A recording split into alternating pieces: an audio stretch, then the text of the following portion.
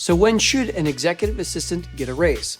The answer might surprise you because it's not about how long they've been working, and it's certainly not about how many hours they've been working. My name is Tim Francis. I've helped over 800 entrepreneurs get an executive assistant. Along the way, my team and I have looked at over 100,000 applicants. Today, we're going to cover three things. The first is when an EA should get a raise. Secondly is why the market matters, but not as much as you think. And thirdly, how to go about having that conversation in such a way that it's not confrontational or awkward. Ultimately, the whole conversation about compensation comes down to one thing. That one thing is, what is an EA willing to work for and what is an entrepreneur willing to pay? Sometimes that might seem higher or lower than market rate. That might or might not be affected by factors like inflation. Who knows? Ultimately, we could wrap up this video right now on that one single point that it's whatever person's willing to work for and the other person's willing to pay. And that actually would be probably the most accurate video that I could create for you. Now, I have a sense that you might want to go a few levels deeper than that. So I'm going to share with you something called the MVM framework. MVM stands for market, value, and means. Market is all about what is the going rate for an assistant at any given time. V for value is what kind of value is that assistant bringing to the team.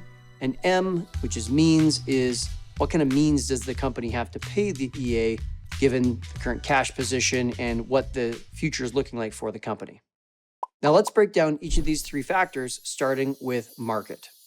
Now again, we only work at hiring executive assistants. We only work with entrepreneurs in the US and Canada, and we only hire EAs in the US and Canada who are remote. So I'm going to be speaking from that lens, talking all about remote EAs who may or may not be in the same city, state, province, or country. Old school thinking was that a person's compensation should be tied back to the cost of living of where they live. But in the remote work world, a person could be working for a San Francisco company, but living in Topeka, Kansas.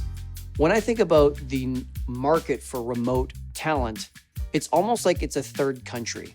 Even though it's all workers who live in the United States or Canada, it's almost kind of like a third country that isn't the United States or any specific city, nor is it Canada or any specific city. If there's two executive assistants who are doing the exact same work, one lives in Manhattan where it's very expensive, the other lives in Little Rock, Arkansas where it's very inexpensive.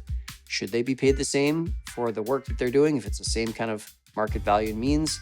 Yeah, actually they should, because the remote work environment is not the same as Manhattan or Arkansas. It is its own market altogether. But here's the thing, market rates are not everything. We also have to be thinking about value. What value is the executive assistant bringing to the business? For the record, I absolutely do not think that raises should happen simply for time served. This is not a government job. I don't think that a raise should come every quarter or every year. It's not like it should be tied back to exactly when performance reviews are happening. I'm just not a fan of that. I think that it incentivizes the wrong kind of arrangement. I absolutely don't think that a raise should happen just because an EA is working harder or longer. I think that if a person is not working very smart, but they're putting in a lot of blood, sweat, and tears, I don't necessarily think that's a great arrangement either. We need to be thinking about what is producing the most value. I think raises should come when there is a significant increase in value delivered. I think that that is a combination of skills, responsibilities, maybe even a little bit of risk along the way, like taking on challenging unknown type tasks. I'll give you some examples. If the EA is no longer just helping with payroll, but they're running the entirety of payroll, that's a significant jump in value. If the EA isn't just using the CRM, but they've become the in-house expert at everything to do with it, adding contacts, sending invoices, sending out email broadcasts, setting up automations, all of it, that is a significant jump in value. If the EA is taking over management of an entire annual event, not just a couple customer service questions, but it's literally coordinating vendors and dealing with the hotel and the food and beverage manager, and is dealing with the marketing assets that have to go out and making sure all the legal contracts are signed, and on and on and on. That to me is another significant jump in value. If the EA becomes the in-house go-to expert on all things AI, I would say that is another massive jump in value. of the 800 entrepreneurs that we've worked with, not a single one of them has ever disagreed with the statement, I want an EA who is proactive, resourceful, and flexible. I'll say it again, proactive, resourceful, and flexible. If an EA is just sitting back on their heels, kind of waiting to be assigned work, waiting to be told what tech tools to use, generally just kind of waiting and being reactive, they're probably not going to move forward all that quickly. They're probably not going to get a raise all that quickly. On the other hand, if an EA is on the balls of their feet, leaning in, saying, hey, what else can I take off your plate? Hey, I noticed that we seem to have this gap or this challenge or this friction again and again. I came up with a solution. I went on Google, I went on ChatGPT, and I came up with these 3 different possibilities. Can you take a look at them? I might have an answer for you. That right there is a proactive, resourceful, and flexible approach to getting work done. Now, obviously in the beginning, an EA is not going to have the context, the knowledge of people, process, tools, the industry, acronyms that the business uses, the tools that the business uses, et cetera, et cetera. But pretty soon, as an EA gets to know those things, the EA really will help themselves and the business and ultimately their paycheck if they do start stepping up and stepping in and being proactive, resourceful, and flexible. Now, entrepreneurs, I think you need to come in here because if your EA has significantly leveled up in any of the ways that I've mentioned, or maybe in additional ways, do not wait to think about giving them a raise.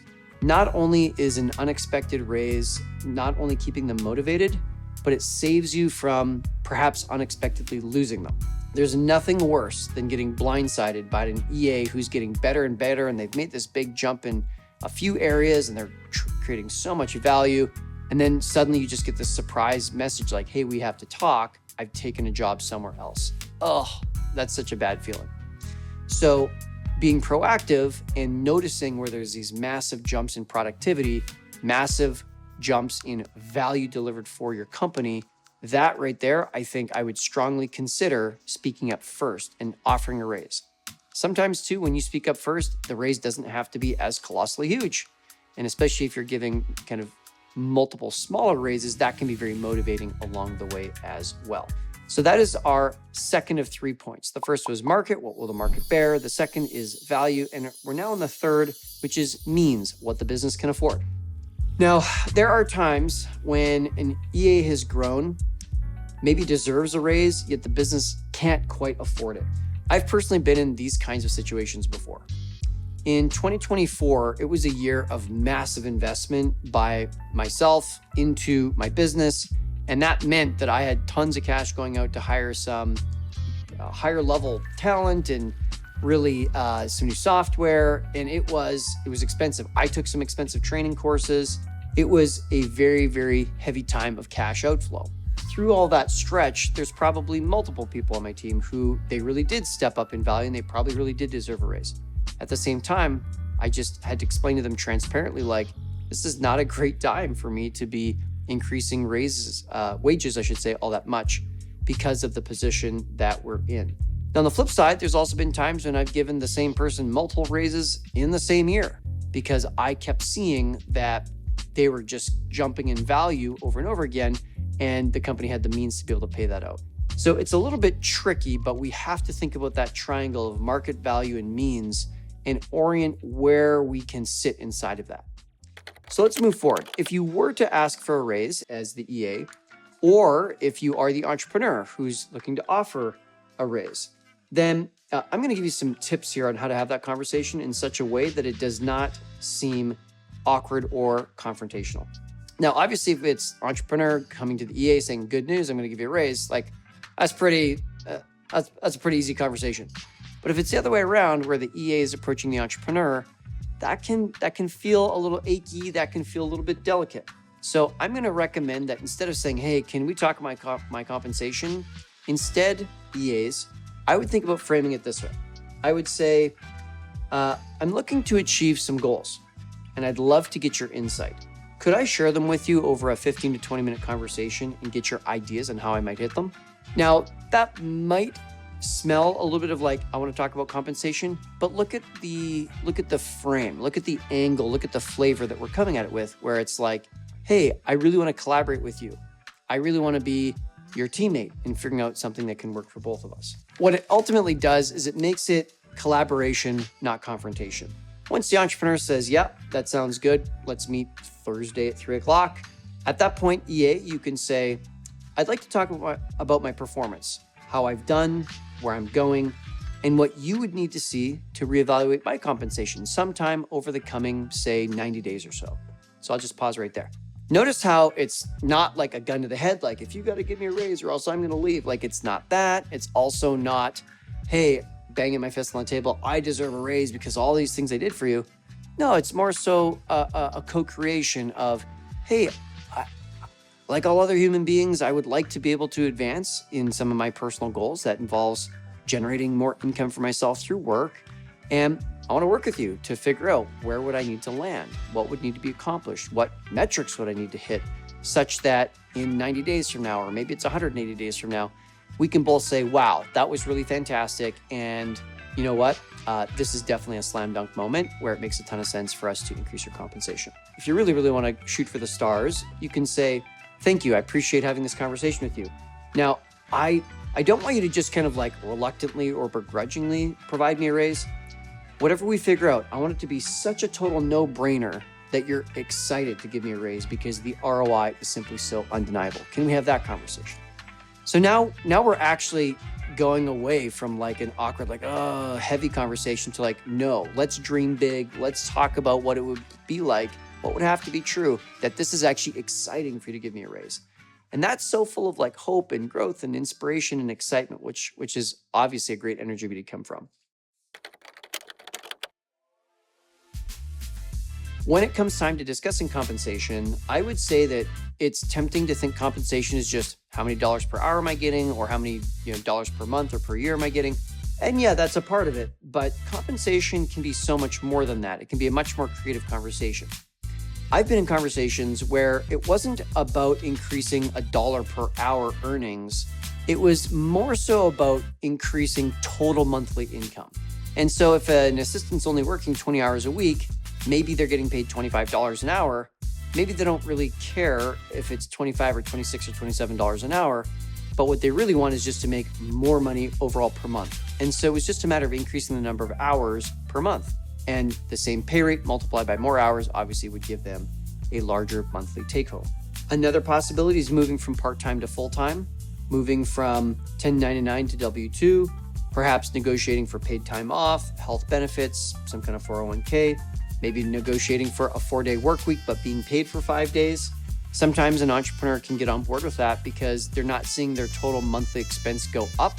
And if you, the entrepreneur, are able to get all your work done from 5 days into 4, that can be a really, really nice trade-off, especially if you've got other commitments at home or other ambitions outside of your work life.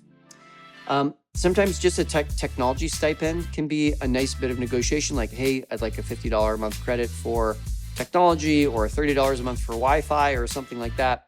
And that sometimes ends up being, more digestible as well. If you are going to move from contractor to employee, obviously there are some different legal considerations in terms of the ramifications for state or federal or provincial laws. So with all of this, when it comes to compensation, make sure you're getting the right kind of advice from accountants. It may or may not need this, but you'll consider like what would an attorney have to say as well, just to make sure that everyone is on the same page. The goal here is not to play some kind of game of chicken where we're going to see who blinks first. We definitely want to avoid at all costs some kind of like threatening situation where it's like, I need to get a raise or else I'm leaving. And on the flip side, the entrepreneur is saying, I refuse to pay you anything or I'm going to fire you. Like that typically is like a really negative energy. So my hope here is that where we can get to is the spirit of how can we get a win-win here where both parties feel good about the new package that they've co-created. So, executive assistants of the world. If you want to raise, I would focus big time on increasing your value. Not necessarily just resting on like, well, I worked so hard or, oh, I worked more hours or whatnot. No, that's not how the world works. It's about making every hour so much more valuable that you become so good that your entrepreneur just wants to go like, how much do I need to pay for you? That's like an amazing place to come from and something great to shoot for. And then entrepreneurs out there, if your EA has like significantly leveled up, I'd encourage you to think about not waiting, but but instead rewarding them proactively. And of course, for entrepreneur and EAs alike, let's be sensitive. Let's think about what's happening in the marketplace. Let's also think about what's happening in terms of the value the assistant is bringing. And let's also think about what means the company has. And between those three factors, plus the creative ways of negotiating compensation packages here that I've talked about, I have a sense that if all that's done with this spirit of co-creation, that we end up with a really, really actually bonding, elevating, growth-inspiring kind of conversation instead of it feeling like something to be afraid of. If you found this helpful, please like and subscribe and share it with an entrepreneur or assistant that you think would benefit from it. My name is Tim Francis. I'll see you in the next one.